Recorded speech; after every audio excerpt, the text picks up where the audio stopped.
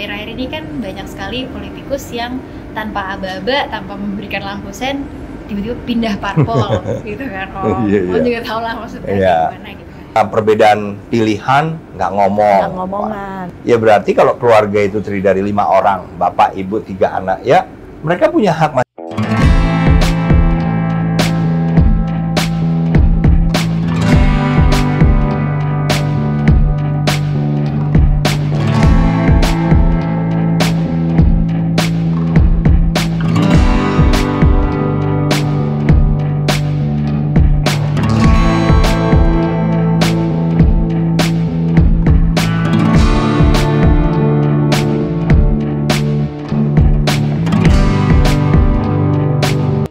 Om Andika, Tante Hetty, dan Mas Andrew, terima kasih ya udah datang siang hari. Sama-sama Ratu. Sama-sama.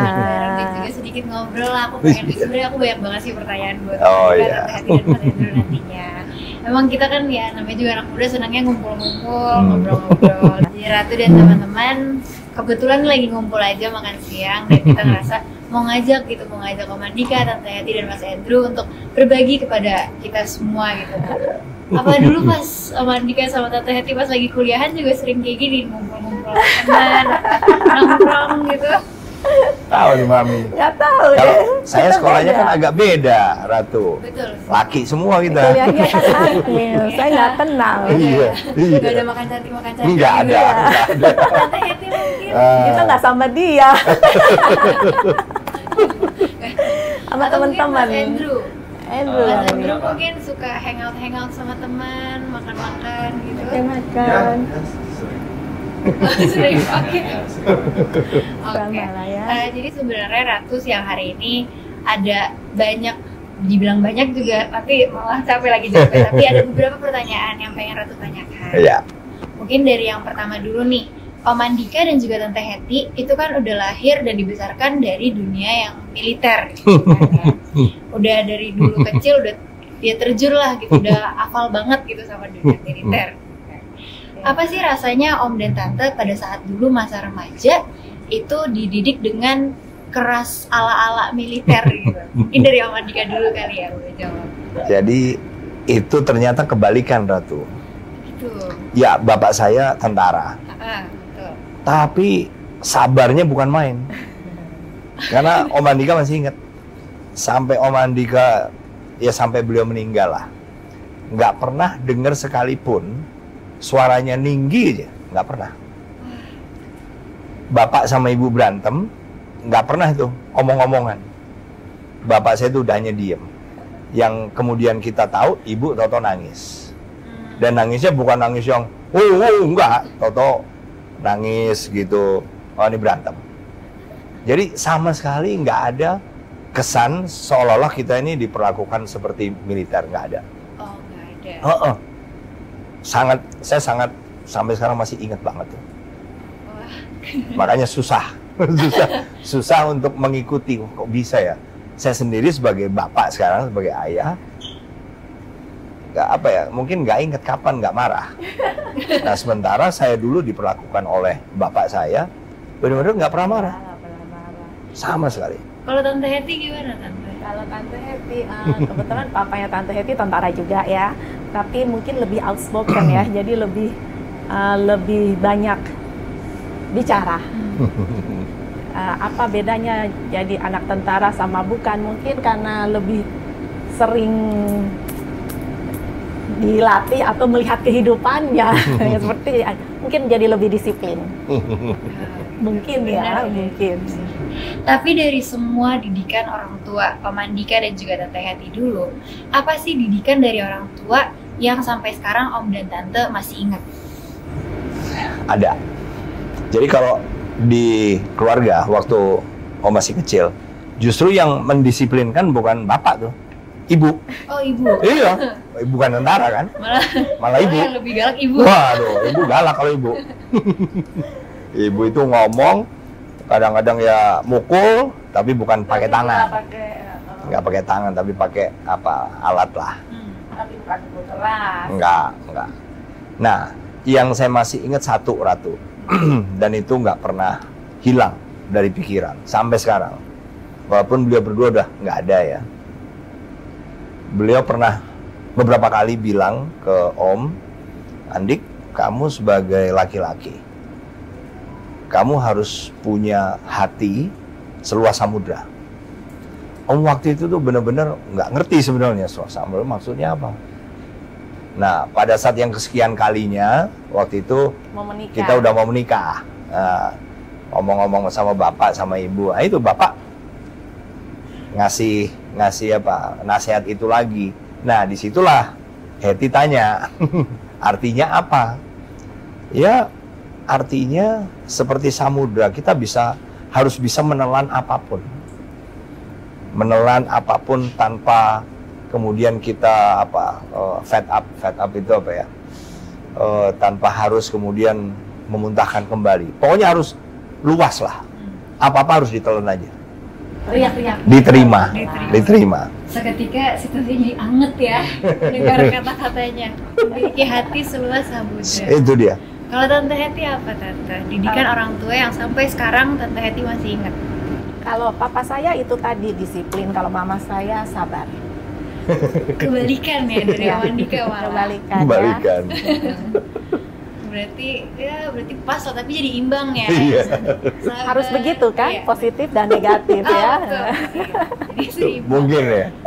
Dari didikan orang tua Om dan Tante dulu, apakah didikan tersebut akhirnya diwariskan dan dibawa sekarang saat Om Andika dan Tante Hetty udah menjadi orang tua? Orang tua.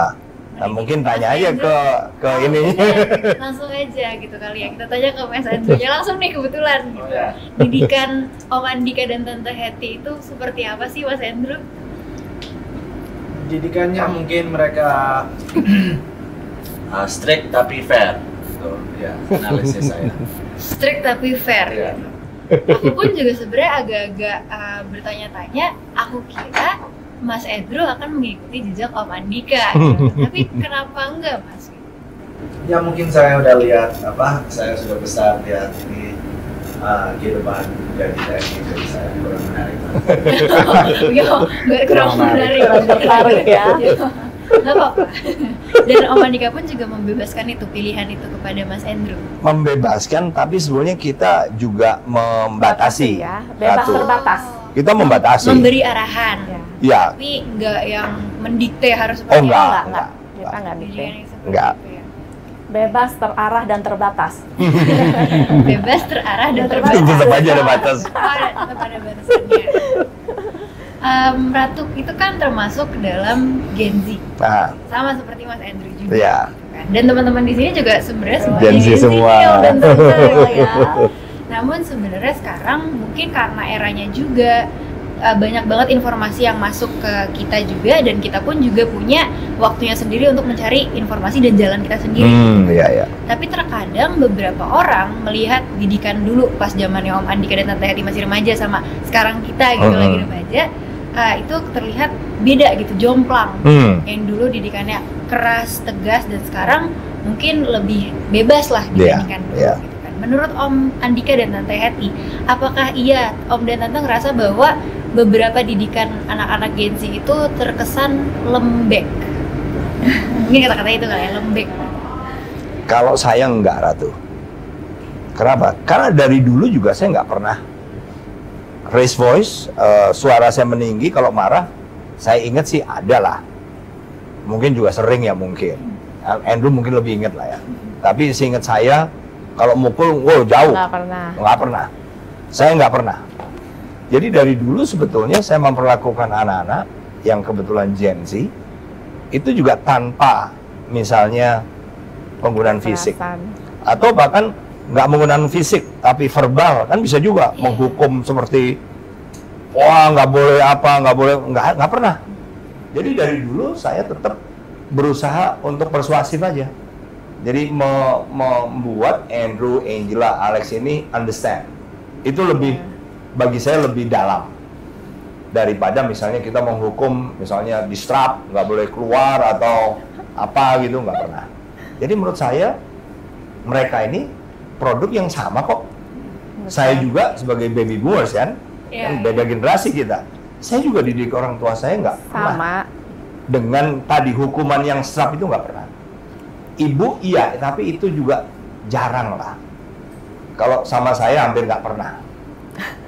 Biasanya sama siapa tuh ya? Adik saya ada lah yang nakal. Hanya yang 1-2 aja. Jadi lebih banyak juga persuasif. Jadi menurut saya nggak ada bedanya. Hampir nggak ada bedanya ya. Tapi Mas Andrew in the end turned out great. Ya juga ya. Anak yang hebat juga. Iya, bisa juga. Kan dengan cara-cara yang persuasif lah. Kalau orang bilang tadi lebih lembek, enggak juga. Malah jangan-jangan mereka ini juga lebih firm, lebih lebih tegas. Karena yang terpenting kan bukan soal bagaimana cara kita mendidik sehingga dia hasilnya keras. Kalau kita mendidik keras, kerasnya seperti apa? Betul, kami keras. Waktu belajar, nanti tanya aja Ratu ya, gimana dia kerasnya? Maksudnya kami mendidik keras, tapi bukan keras seperti yang mungkin banyak orang berpikir bahwa kekerasan mendidik keras itu juga dengan pukulan, dengan otoriter, enggak juga.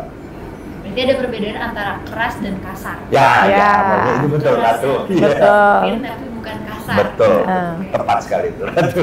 Om Andika, Tante Hetty, dan Mas Andrew, sebenarnya Ratu mau main suatu game. Nama game itu adalah Pick a Card. Jadi ada 3 kartu, dan tiap kartu itu punya pertanyaannya masing-masing. Nanti Om Andika akan pilih salah satu kartu dan bacakan pertanyaan yang ada di kartu tersebut. Boleh ya? Kita yang baca ya? Iya, Om Andika yang baca. Boleh. Karena ada pertanyaan buat Tante Hetty juga dan ada pertanyaan buat Mas Andrew juga. Aduh. Boleh Om, yang mana? Ngeri ini. Aduh, ini deh. Oke. Ini pertanyaan nih, Mami denger nih. Ini untuk Mami. Ya? Pertanyaan untuk Mami. Enggak, baru mau kita bacain. Ya, coba. Mami, apa sih sifat Daddy yang selama ini paling disukai Mami? Waduh. Wah, gampang itu nggak? Langsung dijawab gitu? Iya, boleh. Apa sifat yang paling disukain? Sabar. Yang jawab Tante Hetty, yang jawab. Oke, sekarang pertanyaan kedua. Ada lagi mungkin Tante Hetty jawabannya?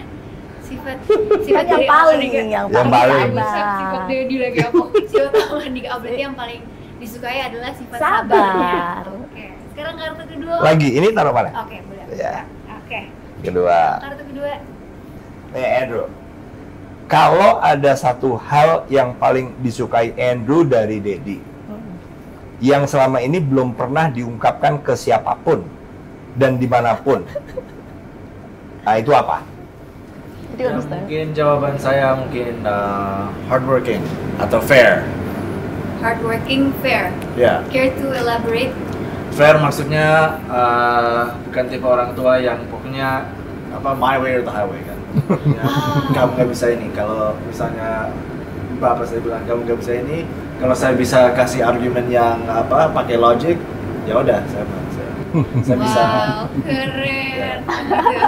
So it's not my way or highway. My or highway. Iya, my way or highway.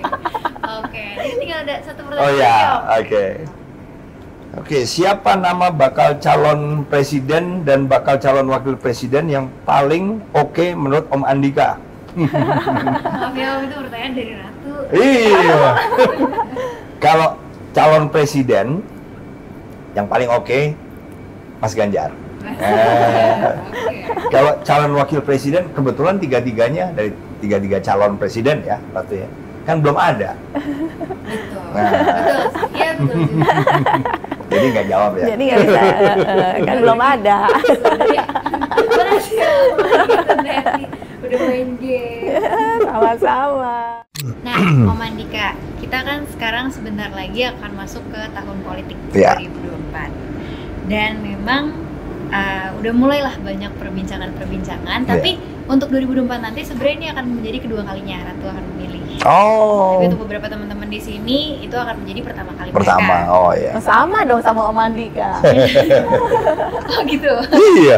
Tapi salah satu fenomena yang sering banget terjadi adalah perubahan dinamika politik yang begitu cepat berubahnya, gitu kan ya. Nah, dari mulai politikus jadi public figure, juga sebaliknya public figure malah jadi politikus sekarang kan banyak gitu kan ya, artis-artis yang akan mencalonkan dirinya.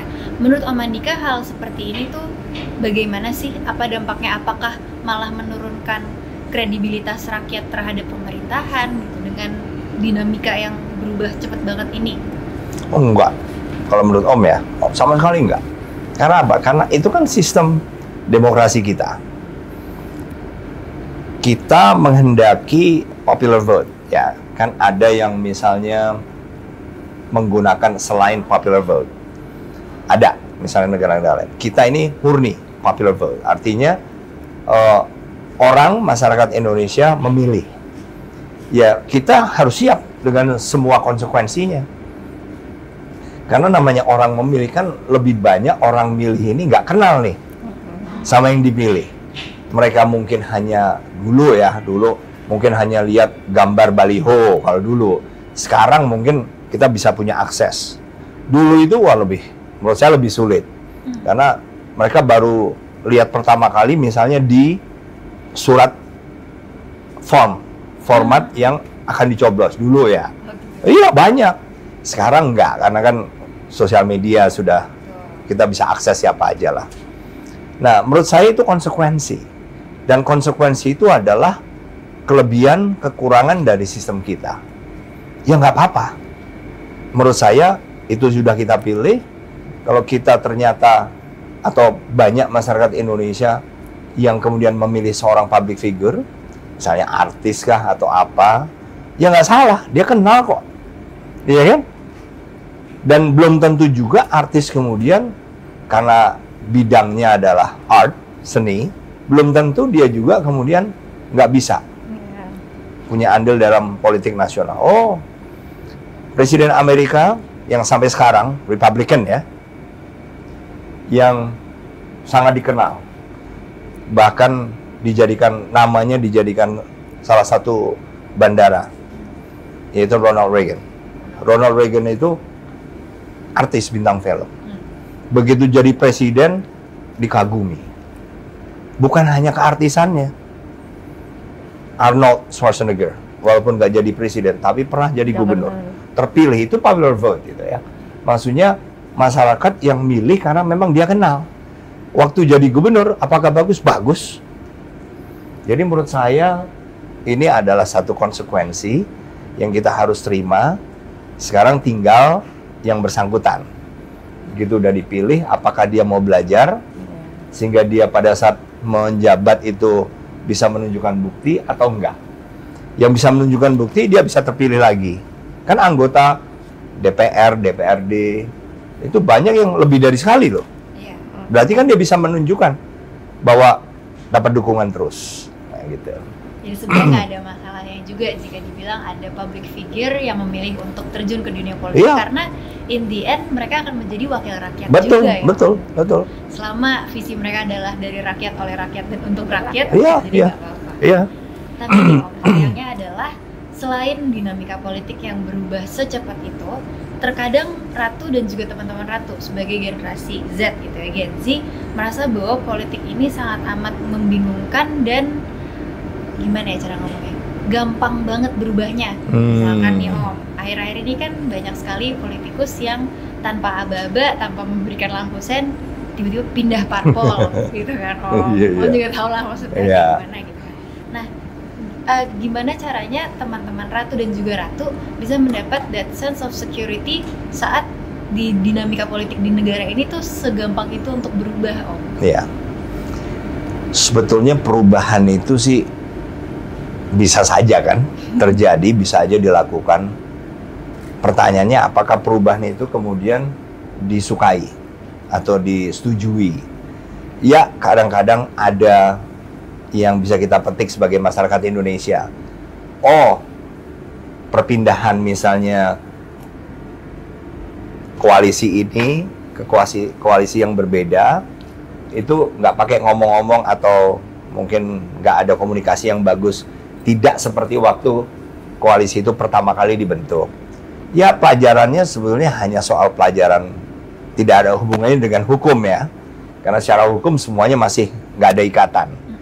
Tapi lebih ke mungkin etika, moralitas. Itu kita yang menilai. Dan kita menilai itu yang juga nanti justru akan menjadi trademarknya dari mereka-mereka. Mereka yang menjaga benar, harusnya mereka juga sangat care kepada image-nya, saya ingin dikenal sebagai apa nih? Saya ingin dikenal sebagai orang yang gampang pindah-pindah, atau saya ingin dikenal sebagai orang yang with reason. Kalau kita pindah pun reasonnya kuat dan tidak terkesan misalnya flip-flop. Flip-flop itu adalah kepribadian yang gampang berubah tanpa sebab gitu ya. Ya gitulah. Jadi Indian akan terlihat pemimpin yang plain-plat dan pemimpin yang setia. Setia seperti Om Andika ke Tante Hetty. Tadi kan kita juga udah sempet dengar ya teman-teman gitu, gimana cara didik Om Andika dan Tante Hetty ke Mas Andrew, dan terlihat bahwa Mas Andrew diberikan kebebasan untuk memilih sendiri, tapi tetap dikasih arahan. Betul, Ya. betul. Namun sangat sayangkan nggak semua keluarga kan seperti itu ya, Om Betul. dan Tante. Misalkan dalam suatu keluarga kita berbicara tentang pandangan politiknya gitu. Iya. Papa milih siapa, mamanya milih siapa, kakaknya milih siapa, dan Iya. akhirnya dia juga bingung nih harus milih siapa Iya. gitu kan. Dan akhirnya ada perbedaan pandangan politik Iya. dalam keluarga. Apa respon Om Andika terhadap fenomena atau kejadian itu? Sebetulnya kan masing-masing kepala ya, one man one vote. Kita kan sistem kita kan popular vote, artinya setiap masyarakat Indonesia yang lebih dari 17 tahun ke atas itu bisa memilih. Ya berarti kalau keluarga itu terdiri dari 5 orang, bapak, ibu, 3 anak, ya mereka punya hak masing-masing. Menurut saya itu sesuatu yang sangat normal. Hanya saja perbedaan itu jangan sampai kemudian, Memecah belah. nah, iya kadang-kadang nggak ngomong. Ada juga saya dengar itu, Ratu. Karena perbedaan pilihan nggak ngomong. Nggak ngomongan. Wah, jangan deh. Karena apa? Ini kan pilihan, preferensi tentang siapa yang bagus, siapa yang enggak. Bahwasannya itu terjadi ya nggak apa-apa. Tapi kita sebagai keluarga, tetap keluarga. Sampai kapanpun tetap sama nih. Jangan sampai kita dipecah oleh hanya karena pilihan kita. Hal yang dilakukan 5 tahun sekarang. Nah, 5 Iya. tahun lagi berubah lagi jangan-jangan kan? Jadi memang terkadang soalnya itu kan emang, dan Ratu juga setuju bahwa ya masalah kita milih siapa, kasih hak suara ke siapa itu emang hak individu. Iya, iya. Yang penting adalah kita memilih pemimpin yang bersifat Pancasilais, menjunjung Iya. tinggi NKRI, dan Iya. juga bisa membawa Indonesia ke arah yang lebih baik. Iya. Iya. Bahkan nggak cuma di keluarga, tapi di kalangan teman-teman juga Betul. banyak kan ya perbedaan Betul. pendapat Iya. politik itu. Betul. Apalagi sekarang ada peraturan baru dari MK yang memperbolehkan untuk kampanye di kampus, ya kan Om? Tapi tanpa membawa embel-embel partai Iya. tentunya gitu kan.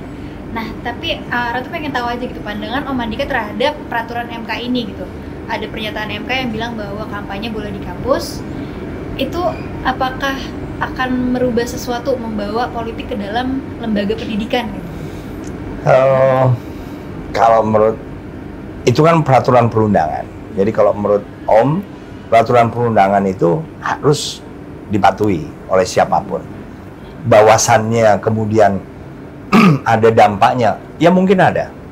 Seperti misalnya kami di TNI ya, di militer, di negara lain juga gitu.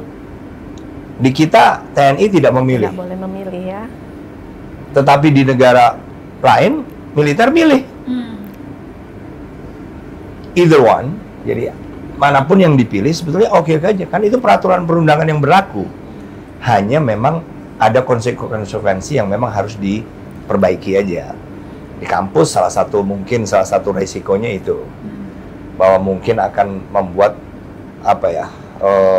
kampus demi kampus atau fakultas kemudian condong ke salah satu partai atau calon, ya itu aja. Iya sih, sebenarnya kalau dipikir-pikir ada plus dan minusnya sih. Iya. Kalau misalkan Ratu pikir-pikir gitu, plusnya dari partai politik boleh kampanye di kampus. Berarti Iya. kan teman-teman Ratu juga di sini juga akhirnya bisa ngelihat secara langsung kualitas dari tiap-tiap calonnya. Iya, betul. Tapi minusnya yang tadi Om bilang, Iya, kan, iya. bahwa ada kemungkinan nanti tiba-tiba dimainkan universitas ini condong kemana, Iya, betul. condong sana gitu. Betul Atau sekali. Ada plus minus lainnya nggak sih Om dari keputusan MK ini? Ya, lebih sebetulnya kepada realita di lapangan aja. Misalnya gini, kalau misalnya Ratu di kampus ya, di kampus ada yang misalnya kampanye. Kemudian misalnya Dalva milih siapa, nggak suka sama orang ini. Ratu suka. Kalau hanya sebatas di situ aja oke. Tapi yang banyak terjadi kan peer pressure, tekanan dari kelompok gitu. Karena ya namanya sama-sama temen kan. Wah, Dalfa nggak suka, lo jangan gitu dong. Nah, gitu. Itu kan udah satu bentuk tekanan. Padahal tiap-tiap orang, Dalfa, Aziza, kemudian Rehan, semua harus punya kebebasan untuk milih tanpa ada tekanan dari siapapun. Harusnya begitu. Bener sih, ya bener banget Om. Tapi sekarang Om Andika sebagai personally menjadi wakil ketua TPN Ganjar Pranowo. Iya, ya. Apakah melihat bahwa keputusan MK ini sesuatu yang ke arah condongnya lebih ke positif atau ke negatif? Kalau bagi Om itu peraturan perundangan yang berlaku itu harus kita patuhi. Peraturan perundangan yang harus Harus, kalau itu harus. Kan kita warga negara Indonesia. Betul. Betul. Ya sudah, kebetulan juga karena di sini aku yakin, Ratu yakin banget teman-teman mahasiswa di sini juga pasti punya pertanyaan nih. Oh iya iya. Kira-kira berkenan nggak Om? Nih? Boleh, boleh. Jawab. Boleh. Kira-kira teman-teman mahasiswa mana nih yang mau nanya? Oh. Andi dulu Ya, ya. siang Om Andika. Siang Andi. Mungkin Andi mau tanya nih Om. Karena tadi kan udah dibilang juga sama Ratu bahwa politik adalah sesuatu yang dinamis. Iya. Nah, dinamikanya kan kita sebagai Gen Z juga menyaksikan berita-berita politik yang lagi hangat dibicarakan di media. Iya. Nah, salah satu tokoh yang sedang hangat dibicarakan kan salah satunya Om Andika. Iya, betul. Kita mendengar bahwa nama Om Andika dicatut awalnya sebagai tim ketua pemenangan, sekarang sebagai wakil ketua tim pemenangan, bahkan dicatut juga sebagai salah satu nama yang akan menjadi cawapres Pak Ganjar. Nah, kita pengen tahu dong kalau dari Om Andika sendiri sebenarnya sekarang nih itu condong ke mana sih Om kalau boleh tahu? Waduh. Sekarang memang Om Andika sudah dapat tugas dari beberapa partai politik yang mendukung Mas Ganjar. Tugasnya itu sebagai wakil ketua umum tim pemenangan. Alhamdulillah. Dan kemarin baru pertama kali tuh rapat kita dapat arahan dari para ketua umum. Ada 4. Jadi ketua umum PDIP, ketua umum P3, ketua umum Hanura, dan ketua umum Perindo. Nah, di situ kami mendapatkan arahan-arahan tentang apa yang harus kami siapkan. Tapi apapun tugas, ini kan saat sekarang ini, Andi. Nanti ada lagi tugas yang kemudian datang lagi. Andi kan masih 22 tahun ya. Cepat atau lambat Andi pasti tiba di kondisi seperti itu. Kalau Andi dapat kepercayaan ya kan mau nggak mau harus dilakukan, ya kan? Om juga begitu. Jadi intinya Om hanya melaksanakan tugas yang diberikan pada Om karena itulah organisasi. Kita nggak bisa kemudian ingin maunya sendiri. Makanya waktu Ratu tadi nanya tentang satu aturan, ya kita terlepas dari suka tidak suka, itu sudah berlaku, diundangkan, ya sudah, itu yang dipatuhi. Karena kalau tidak dipatuhi, ada konsekuensinya, nah gitu loh. Jadi Om siap apa saja, Andi? Apa saja. Jadi apa yang diberikan kepercayaannya terhadap Om Andika siap ya Om jadi? Siap dan harus dilaksanakan dengan sebaik-baiknya. Alhamdulillah. Mungkin yang lain, teman-teman yang lain? Dalfa. Om Andika. Siang, Dalfa. Izin bertanya. Menurut Om Andika, siapa wakil presiden terhebat di Indonesia? Dan kenapa alasannya? Waduh, wakil presiden kita kan udah banyak ya, Banyak ya. Dalfa. Menurut Om begini, kita nggak bisa juga misalnya membandingkan.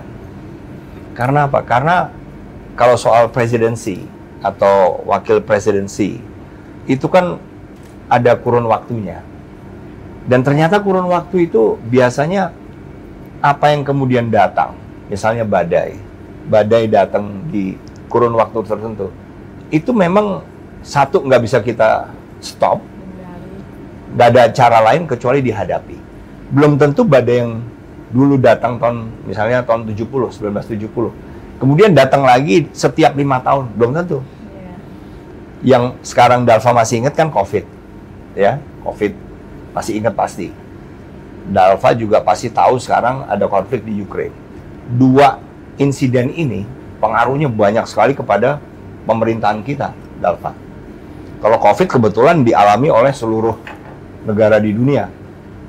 Tapi kalau konflik di Ukraina, kan sebetulnya jauh banget dari kita ya. Tetapi dampaknya tuh kita rasakan loh. Yaitu meningkatnya harga energi, mau petroleum, batu bara, non-energi, misalnya gandum, kemudian barley, kemudian jagung itu naik semua. Nah, jadi menurut Om Andika ini, kita nggak bisa membandingkan mereka karena mereka dihadapkan pada tantangan yang berbeda-beda. Ya.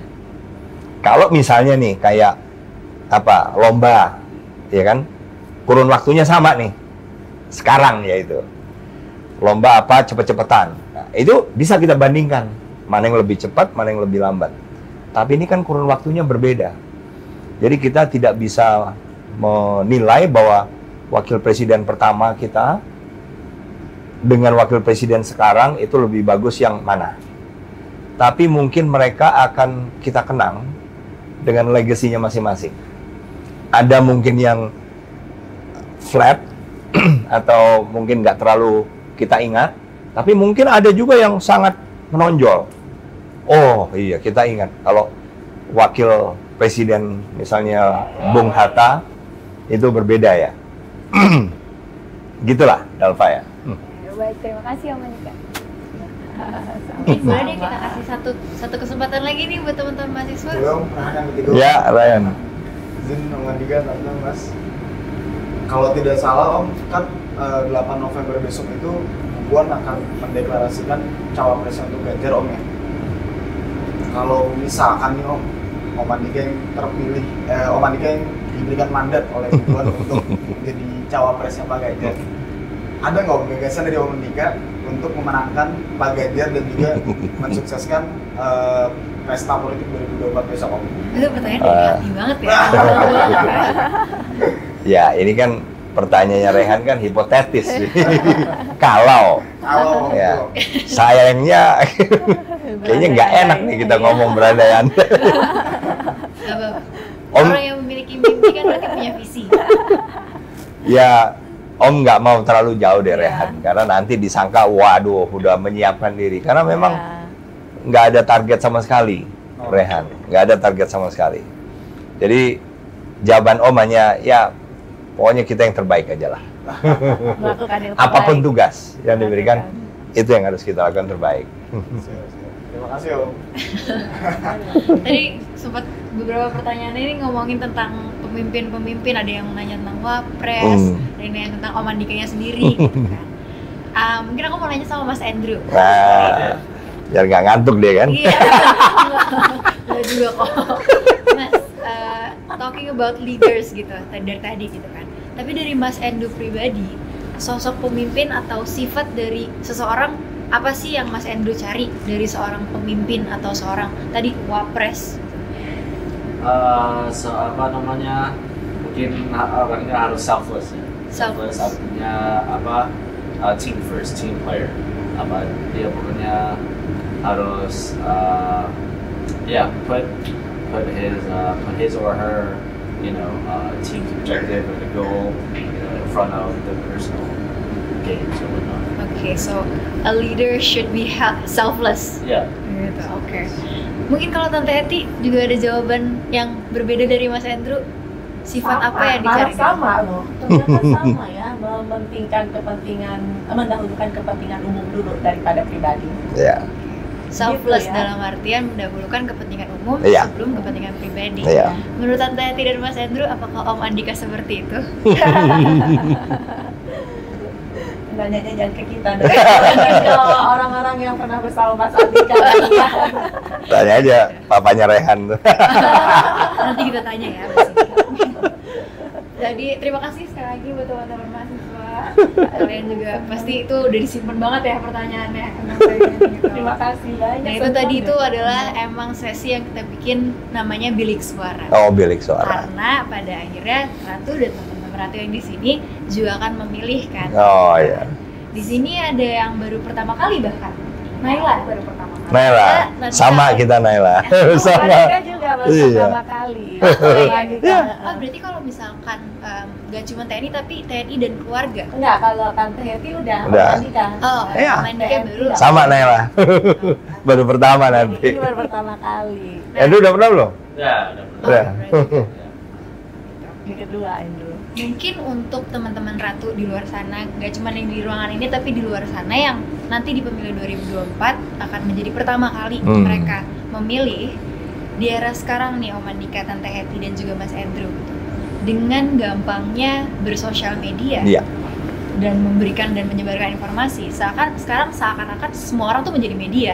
Dulu betul. kan kita mencari informasi melalui berita dari koran, tapi dengan adanya sosial media sekarang semua orang bisa bebas berpendapat. Yang sebenarnya itu juga menjadi hal yang positif gitu kan, karena emang itu hak dari tiap orang. Tapi negatifnya adalah banyak orang yang menyalahgunakan itu dan memberikan false information, mencemarkan nama baik, dan sampai ada satu titik di mana kita sendiri juga nggak tahu which one is credible, mana yang bisa dipercaya, mana yang harus didengar. Dan yang sangat disayangkan hasil dari situ adalah banyak banget teman-teman Ratu yang akhirnya memilih untuk golput karena mereka merasa bahwa nggak tahu gitu harus milih siapa karena terlalu banyak informasi yang masuk. Mungkin Om Andika, Tante Hetty juga dan Mas Andrew, mungkin berarti ini Mas Andrew 2024 kedua kalinya. Kedua kali. Kedua kali. Berarti kita salah ya, Mas. Mungkin minta pesan lah buat teman-teman Ratu di ruangan ini dan juga di luar sana yang akan menjadi first time voters. Mereka tuh harus mencari pemimpin yang seperti apa sih? Mereka harus memilih pemimpin yang seperti apa sih? Jadi kalau menurut Om sih, kalau zaman-zaman Om dulu di mana informasi itu kan nggak tersedia, Ratu. Kita TV juga cuma satu. Jadi siapa yang bisa masuk TV itulah yang kita tahu. Masuk koran baru kita tahu, koran juga dulu cuma satu waktu Om kecil. Nah, jadi golput itu memang kadang-kadang banyak. Nah, kalau sekarang harusnya Gen Z kah, milenial kah, bahkan baby boomer seperti Om pun sekarang kan punya handphone semua nih. Iya kan? Dan mereka semua juga kita udah bisa memilih. Nah, mungkin cara yang paling bagus adalah kita search saja. Kan nggak salah juga. Kita search di, misalnya di Google atau di mana tentang siapa calonnya. Yang terpercaya ya, yang terpercaya ya. Kalau pemilihan presiden, wakil presiden kan kebetulan memang jadi perhatian nasional. Nanti ada lagi nih yang lebih agak susah adalah misalnya anggota DPRD. Ya, kalau DPRD kan juga jarang kita lihat. Tapi ada bagusnya kalau kita search, ingin tahu sedikit lah, sehingga kita bisa pilih mana yang menurut kita lebih bagus daripada kita golput. Kalau golput kita malah melewatkan kesempatan supaya kita bisa mendapatkan benar-benar, kalau misalnya wakil rakyat daerah, misalnya DPRD, ya wakil rakyat daerah yang menurut kita akan benar-benar bisa membawa aspirasi. Kalau misalnya kepala daerah, ya kepala daerah kita yang kira-kira akan membawa daerah kita lebih maju, presiden dan seterusnya lah. Lebih bagus daripada enggak sama sekali. Kalau enggak, akhirnya nanti jangan nyesel kalau kemudian yang dipilih ternyata yang enggak kita setuju, gitu loh. Jadi lebih baik. Memang lebih baik ya, menggunakan harus. Karena memang kemajuan Indonesia ya merupakan andil dari seluruh rakyat juga. Betul, gitu. Betul. Jadi yang penting, oh iya benar juga dengan era digital sekarang segampang itu Google betul. Tahu semuanya. Betul. Gitu. Jadi in the end pilih pemimpin yang dapat dipercaya. Iya, betul. Nah, ngomongin tentang kesuksesan dan kemajuan Indonesia, pemilu 2024 itu kan juga punya in the bigger picture, punya efek atau dampak terhadap visi Indonesia Emas 2045. Dan untuk mencapai Indonesia Emas 2045 tentunya banyak hambatannya dan tantangannya. Gitu. Menurut Om Andika sendiri, apa sih tantangan terbesar untuk mencapai Indonesia Emas 2045? Sebetulnya itu kan hanya menurut saya target ya, Indonesia Emas 2045. Sebetulnya setiap hari ya kita harus jadikan Indonesia ini lebih baik. Emas, bayangan banyak orang kan paling tinggi. Padahal abis 2045 kita kan masih banyak nih. Masih lama kita punya perjalanan. cucu kita juga masih baru gede, dan seterusnya lah. Artinya Indonesia nggak akan pernah hilang selama bumi ini juga masih ada. Jadi menurut saya yang penting kita tiap hari berusaha, perannya masing-masing. Naila, Andi sebagai mahasiswa, kalau misalnya Naila, waduh, interestnya sebetulnya selfish ya, keinginannya lebih ke individu, yaitu saya mau nilai saya bagus. Itu kan benar-benar keinginan pribadi, bukan untuk bangsa negara, untuk masa depan saya sendiri. Itu sudah cukup. Jadi menurut saya yang harus kita lakukan semua adalah jangan sampai kita wasting our own time. Setiap orang, kalau Aziza tidak wasting your time, Dalva nggak wasting your time, setiap apapun yang kita geluti, kita buat berhasil.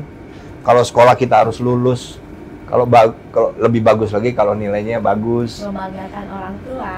Tapi semua orang tua pasti pengen anaknya lulus, pasti. Satu, orang tua kita semua juga pasti ingin. Itu sudah jalan menuju ke sana tuh. Lulus sekolah, nanti habis S1 ada yang kerja, harus dapat kerja. Kan itu juga selfish saja, kepentingan cuma untuk kita sendiri aja. Tapi itu yang kami harapkan, karena collectively, secara kolektif nanti itu akan membuat negara kita produktif. Ingat loh, semua ini generasinya Ratu semua ini nanti make up hampir 70% penduduk Indonesia, karena kebetulan termasuk dalam bonus demografi atau demographic dividend ya. Sehingga kalau semua yang lebih banyak daripada yang bergantung kepada semua kita ini, yang bergantung berarti sekitar cuma 30-32%. Artinya sebagai anak yang bekerja, Ratu hanya membiayai orang tua yang sudah umurnya lebih tua dari 65, yang udah nggak kerja, dan membiayai adik-adik yang belum 14 tahun, belum bisa kerja. Itu makin sedikit yang bergantung nanti. Justru yang kerja, yang menghasilkan uang ini lebih banyak. Nanti Ratu bisa nabung, Aziza bisa nabung. Masa mudanya lebih bagus daripada masa-masa kami, di mana yang produktif bekerja di luar lebih sedikit dibandingin yang bergantung. Bayangin kalau kita yang kerja harus menopang dua orang tua yang sudah nggak kerja dan adik-adik. Bandingkan dengan sekarang, mungkin 3 orang anak semuanya bekerja semua, menopang cuma 2 orang, iya kan? Karena apa? Karena kebetulan kohortnya ini atau generasinya ini semuanya generasi yang produktif, artinya sedang bekerja. Jadi menurut saya, selama masing-masing boleh mementingkan diri sendiri, tapi mementingkan diri sendiri yang produktif, yang kemudian bernilai, punya nilai, itu sudah bagus, dan itu sudah Indonesia emas. Kalau semua sama-sama, iya. Kalau semua sama-sama untuk mencapai Indonesia emas, nggak perlu 2045, nggak besok usah. juga harus udah Indonesia. Besok udah emas kok. Okay. Om Andika, as someone with your experience, tentunya Ratu dan juga teman-teman Ratu memandang Om Andika gitu kan.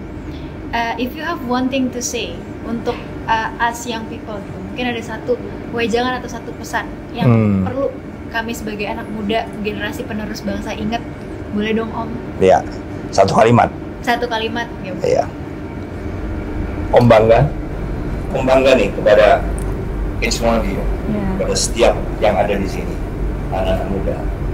Dan karena Om bangga, karena apa? Om yakin semua pasti akan menjadi sesuatu. Iya. Pasti akan berhasil. Amin. Amin. Jadi jangan kecewakan kebanggaan Om. Ya. Iya. Jangan kecewakan. Iya. Om Andika, betul. Tante Hetty dan juga Mas Andrew, terima kasih banyak atas waktunya siang hari ini. Ratu, Terima kasih. Ratu belajar banyak banget dari perbincangan siang hari ini. Ratu dan juga teman-teman di sini pasti belajar banyak. Terima kasih Om, Tante, Mas, semoga sehat selalu ya. Terima kasih juga Ratu, Naila, Andi, Naila, Aziza, Rehan, sama Dalva. Thank you ya. Terima kasih banyak ya. Selamat belajar. Pasti Semoga sukses semua. Amin.